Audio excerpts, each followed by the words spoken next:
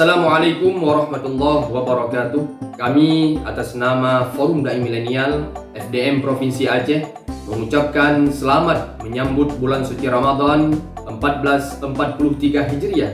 Semoga dengan momentum bulan yang penuh dengan keberkahan ini kita dapat terus memperbaiki diri menjadi lebih baik dan juga menjalankan apa saja yang diperintahkan oleh agama. Mari sama-sama kita memperbanyak ibadah, memperbanyak zikir, membaca Al-Quran, dan juga melakukan hal-hal baik yang bisa bermanfaat bagi diri sendiri dan juga bermanfaat bagi orang lain. Saya juga menghimbau kepada seluruh pengurus Forum Dai Milenial FDM Provinsi Aceh untuk tetap menyampaikan syiar kepada lingkungan sekitar.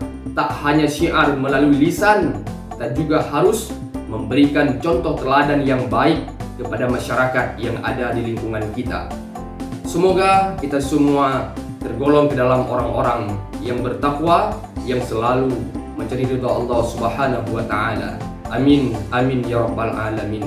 Saya Akbar Miswari, Ketua Umum Forum Dai Milenial FDM Provinsi Aceh. Marhaban ya Ramadan. Wassalamualaikum warahmatullahi wabarakatuh.